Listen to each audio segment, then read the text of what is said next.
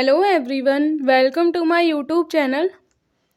आई hope आप लोगों को याद होगा कि हम लोग गुप्तोत्तर काल के बारे में बात कर रहे हैं, जिसमें अभी तक हम लोगों ने हर्षवर्धन एम्पायर के बारे में पूरी डिटेल में बात कर ली थी। और मैंने आप लोगों को बताया था कि इस टाइम पे हमें और भी बहुत सारे छोटे छोटे राजवंश देखने को मिलते हैं। तो मैंने आप लोगों को बोला था कि जितने भी वो छोटे छोटे राजवंश हमें गुप्त काल में देखने को मिल रहे थे, इसके अलावा जो पूर्व मध्यकाल आता है गुप्तोत्तर काल के बाद, उसमें भी बहुत से छोटे छोटे राजवंश हमें देखने को मिले थे। तो आज की वीडियो में मैं आप लोगों को इन्हीं राजवंशों के बारे में बताने वाली हूँ। लेकिन इससे पहले अगर आप लोग मेरे वीडियो पर नए हैं तो प्लीज़ मेरे चैनल को सब्सक्राइब कीजिएगा, जिससे कि एंशिएंट हिस्ट्री से जुड़े और भी इम्पोर्टेंट टॉपिक आप लोगों को मिलते रहें। अगर आप लोग मेरे चैनल पर जुड़े हैं तो आप लोगों को पता होगा कि मेरे चैनल पर आप लोगों को एंशिएंट हिस्ट्री के अलावा करंट अफेयर से जुड़े भी इम्पोर्टेंट टॉपिक्स देखने को मिल जाते हैं। तो अगर आप लोग किसी भी एग्ज़ाम की तैयारी कर रहे हैं तो उसके लिए करंट अफेयर और इसके अलावा एंशिएंट हिस्ट्री का पूरा सिलेबस आप लोगों को मेरे चैनल पर देखने को मिल जाता है। तो चलिए हम लोग आज की वीडियोस को शुरू कर लेते हैं। जैसा कि मैंने आप लोगों को बताया था, ये वाला जो एरिया आप लोग देख रहे हैं, ये हमें हर्षवर्धन का एरिया देखने को मिलता है। अब हम लोग आगे बात कर लेते हैं कि आज हम लोग कौन कौन से राजवंश के बारे में बात करने वाले हैं। तो सबसे पहले हम लोग पाल वंश के बारे में बात करेंगे, जो हमें यहाँ पे देखने को मिलता है। इसके अलावा हम लोग गुर्जर प्रतिहार वंश के बारे में भी बात करने वाले हैं। इसके अलावा ये दक्कन वाले एरिया में हमें राष्ट्रकूट राजवंश देखने को मिलता है और यहाँ पे हमें चालुक्य राजवंश देखने को मिलता है।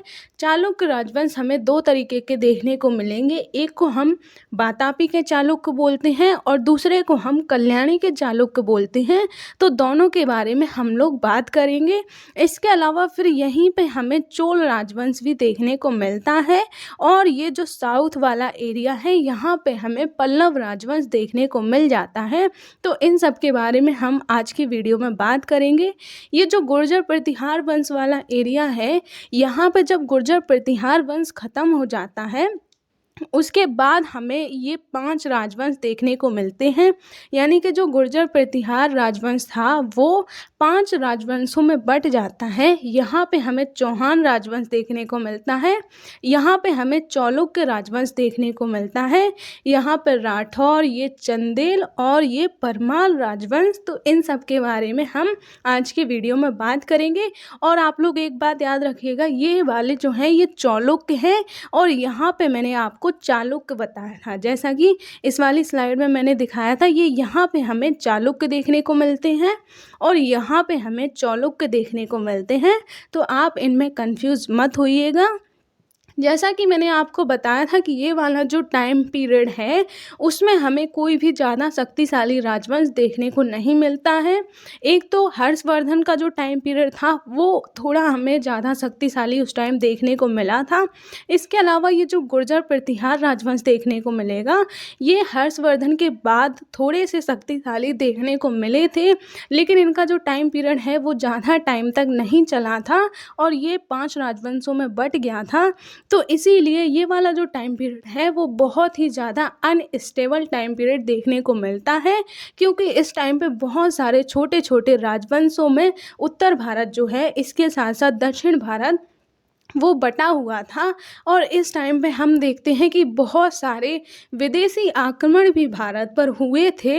इसी कारण ये जो टाइम पीरियड है वो बहुत ही ज़्यादा अनस्टेबल टाइम पीरियड देखने को मिलता है। तो चलिए हम लोग आगे बात कर लेते हैं। इसके अलावा मैं आप लोगों को बता दूं, ये जो कश्मीर वाला एरिया है, यहाँ पे हमें 3 राजवंश देखने को मिलते हैं। पहला जो राजवंश है उसे हम लोग करकोट राजवंश कहते हैं, जिसका टाइम पीरियड 596 से 810 ईस्वी तक देखने को मिलता है। उसके बाद फिर आता है उत्पल राजवंश, जिसका टाइम पीरियड हमें 555 से 1003 ईस्वी तक देखने को मिलता है। फिर हमें एक और राजवंश देखने को मिलता है जिसका नाम है लोहार राजवंश। इसका टाइम पीरियड हमें 1003 से 1339 ईस्वी तक देखने को मिलता है।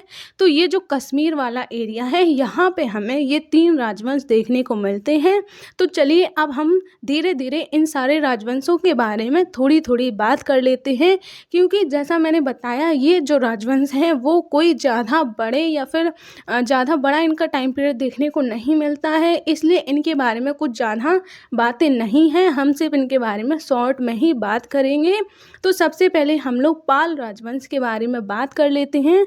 पाल राजवंश जो है इसका टाइम पीरियड हमें 750 से 1160 ईस्वी तक देखने को मिलता है। और इसका एरिया मैंने अभी आप लोगों को दिखाया ही था कि ये जो है वो बंगाल, बिहार और कुछ पार्ट उड़ीसा का ये जो इनका एरिया है वो हमें देखने को मिल जाता है। अगर हम पाल वंश के संस्थापक के बारे में बात करें तो वो गोपाल को माना जाता है। गोपाल जो है इसका टाइम पीरियड हमें 750 से 770 ईस्वी तक देखने को मिलता है। अगर हम पाल वंश की राजधानी के बारे में बात करें तो वो हमें मुंगेर देखने को मिलती है। इसके अलावा अगर हम गोपाल के बारे में बात करें तो ऐसा माना जाता है कि वो बौद्ध धर्म का भी अनुयायी था। इसके अलावा इस काल में हमें एक और जो शासक है वो देखने को मिलता है जिसका नाम धर्मपाल है। इसका टाइम पीरियड 770 से 810 ईस्वी तक देखने को मिलता है। इसने विक्रमशिला विश्वविद्यालय, इसके अलावा सोमपुर महाविहार की स्थापना की थी। इसके अलावा अगर हम बात करें इस वंश का जो सबसे शक्तिशाली शासक था उसका नाम देवपाल था। तो ये हम लोगों ने पाल वंश के बारे में बात की। कुछ इनके बारे में ज़्यादा डिटेल में बात करने की ज़रूरत नहीं है क्योंकि इनका कुछ ज़्यादा हमें रोल देखने को नहीं मिलता है। बहुत ही शॉर्ट टाइम पीरियड के लिए ये राजवंश हमें देखने को मिलते हैं। अब हम लोग नेक्स्ट राजवंश के बारे में बात कर लेते हैं जो है सेन राजवंश। ये जो जहाँ मैंने अभी पाल राजवंश बताया था वहीं बंगाल वाला जो एरिया है वहाँ पर पाल राजवंश के ख़त्म होने के बाद सेन राजवंश जो है वो अपने राजवंश की स्थापना कर लेते हैं। इनका जो टाइम पीरियड है वो हमें 1160 से 1200 ईस्वी तक देखने को मिलता है, यानी कि सिर्फ 40 वर्ष तक इनका हमें राजवंश देखने को मिलता है। अगर हम इस राजवंश के संस्थापक के बारे में बात करें तो वो हमें लक्ष्मण सेन देखने को मिलता है। अगर हम बात करें जो ये लक्ष्मण सेन है इसे बंगाल का अंतिम हिंदू शासक माना जाता है, क्योंकि इसके बाद हम देखेंगे कि बहुत से जो अरब यात्री हैं या फिर जो मुस्लिम जो शासक हुए हैं वो आकर शासन करने लगते हैं। और हम देखेंगे कि पूर्व मध्यकाल के बाद ही दिल्ली सल्तनत जो है उसका शासन शुरू हो जाता है। इसीलिए ये लक्ष्मण सेन जो है इसे बंगाल का अंतिम शासक, अंतिम हिंदू शासक कहा गया है। और मैंने जब हर्षवर्धन कराया था उस टाइम मैंने बताया था कि हर्षवर्धन को अंतिम और सबसे महान हिंदू सम्राट बोला गया है, क्योंकि हर्षवर्धन के बाद कोई भी इतना शक्तिशाली हिंदू सम्राट देखने को नहीं मिला था। अगर हम लोग लक्ष्मण सेन के बारे में बात करें तो इसके शासनकाल में हमें देखने को मिलता है बख्तियार खिलजी जो है, जो एक आक्रमणकारी था, उसने नालंदा महाविहार जो है उसको जला दिया था। तो वो ये घटना भी इसी लक्ष्मण सेन के शासनकाल में देखने को मिली थी। इसके अलावा अगर हम इस जो राजवंश है इसके एक और शासक के बारे में बात करें जिसका नाम जयदेव है, उसने गीत गोविंद की रचना की थी। तो ये हम लोगों ने सेन वंश के बारे में बात की। अब हम लोग गुर्जर प्रतिहार वंश के बारे में बात कर लेते हैं। गुर्जर प्रतिहार वंश जो है ये हमें 8वीं सदी से 10वीं सदी तक देखने को मिलता है। और इसका जो एरिया है वो मैंने आप लोगों को अभी मैप पे दिखाया था कि इनका एरिया हमें गुजरात, राजस्थान, उत्तर प्रदेश और मध्य प्रदेश का भी कुछ पार्ट देखने को मिल जाता है। अगर हम गुर्जर प्रतिहार वंश के संस्थापक के बारे में बात करें तो नागभट्ट प्रथम को इसका संस्थापक माना जाता है। और ये जो गुर्जर प्रतिहार वंश है इसी के नाम पर गुजरात का नाम पड़ा है, क्योंकि गुर्जर से ही गुजरात नाम वहाँ का पड़ा है। तो ये बात भी आप लोग याद रखिएगा। इसके अलावा अगर हम इस काल के सबसे शक्तिशाली शासक के बारे में बात करें तो वो मिहिर भोज को माना जाता है, जिसने कन्नौज को अपनी राजधानी बनाया था। ये कन्नौज वही राजधानी है जो हमें हर्षवर्धन के टाइम पे देखने को मिली थी।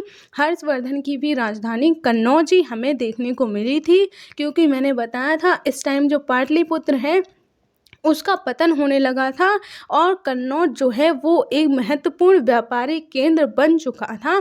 इसीलिए हर कोई कन्नौज को अपनी राजधानी बनाने के लिए अलग अलग युद्ध हमें देखने को मिलते रहते थे। अगर हम बात करें मिहिर भोज के शासनकाल में ही हमें देखने को मिलता है अरब यात्री सुलेमान भारत में आया था। इसके अलावा अगर हम इस वंश के अंतिम शासक के बारे में बात करें तो वो हमें यशपाल देखने को मिल जाता है।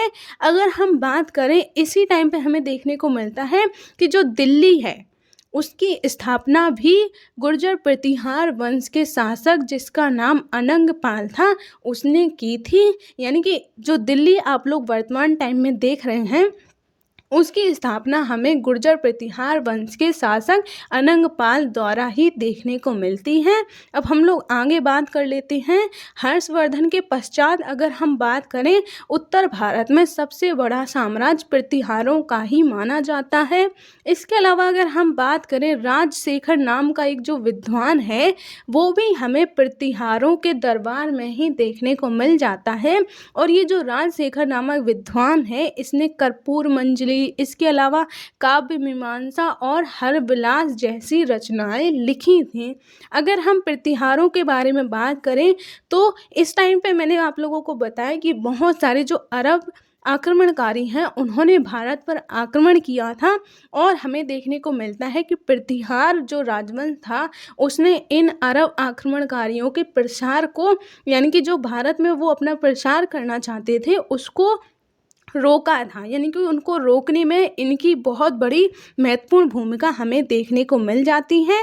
इसके अलावा अगर हम बात करें 712 ईस्वी में मोहम्मद बिन कासिम के नेतृत्व में अरबों ने भारत पर आक्रमण किया था। यानी कि जो अरब जो आक्रमणकारी थे उनका नेतृत्व करने वाला मोहम्मद बिन कासिम था।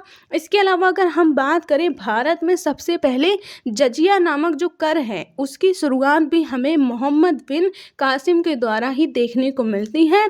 यानी कि भारत में सबसे पहले जजिया कर लागू करने वाला मोहम्मद बिन कासिम ही था।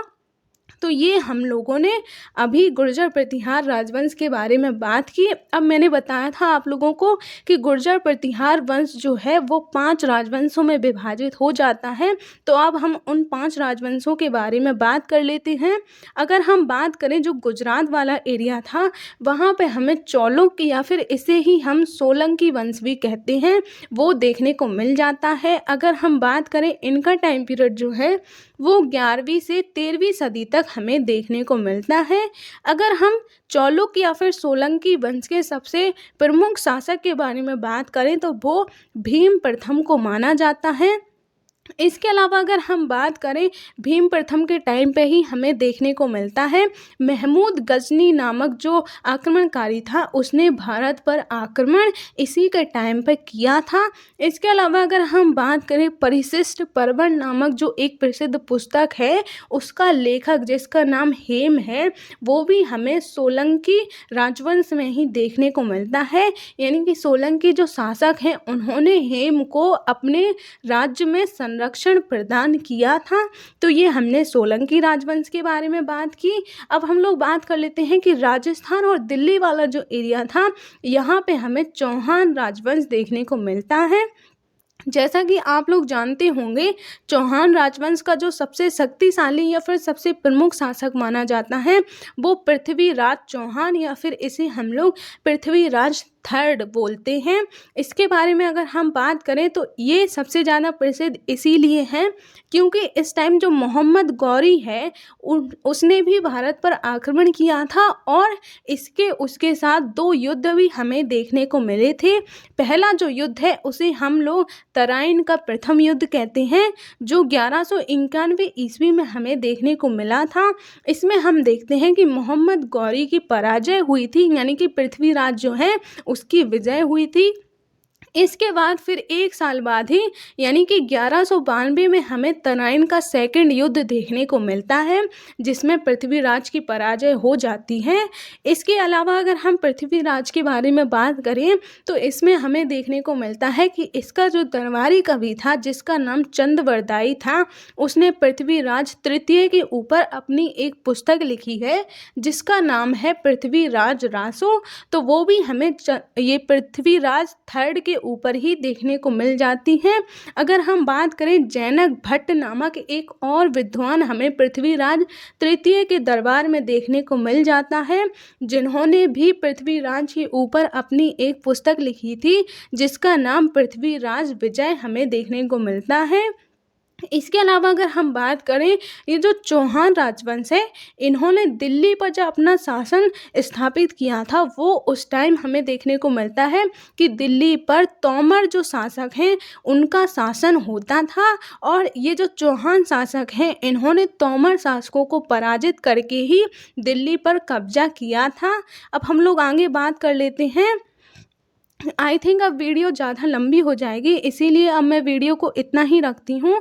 ये राठौर राजवंश से लेकर आगे का जो ये इतना सारा रह गया है, यानी कि यहाँ तक जो चोल राजवंश है यहाँ तक वाला जो है वो मैं आप लोगों को नेक्स्ट वीडियो में बताऊँगी, क्योंकि अगर मैं ये आज ही बनाऊँगी तो वीडियो आई थिंक काफ़ी लंबी हो जाएगी और ज़्यादा लंबी हो जाती है फिर आप लोग देखते नहीं हो। इसीलिए मैं इसका जो है सेकेंड पार्ट लेके आऊँगी और उसमें मैं ये पूरे राजवंशों को ख़त्म कर दूंगी। तो अब हम मिलते हैं नेक्स्ट वीडियो में। आज की वीडियो को हम बस इतना ही रखते हैं। अगर आपको मेरा वीडियो अच्छा लगा हो तो प्लीज़ मेरे वीडियो को लाइक कीजिएगा और मेरे चैनल को सब्सक्राइब कीजिएगा, जिससे कि एंशिएंट हिस्ट्री से जुड़े इम्पॉर्टेंट वीडियो आप लोगों को मिलते रहें। और हाँ, प्लीज़ नेक्स्ट वीडियो देखना मत भूलिएगा, क्योंकि नेक्स्ट वीडियो भी इसी का एक पार्ट हमें देखने को मिलेगा, जो कि यही जो रह गया है, यानी कि इस टाइम पे जो और राजवंश हमें देखने को मिलते हैं वो रह गए हैं, उनके बारे में ही मैं आप लोगों को नेक्स्ट वीडियो में बताऊंगी। तो मिलते हैं अब हम नेक्स्ट वीडियो में, तब तक के लिए जय हिंद।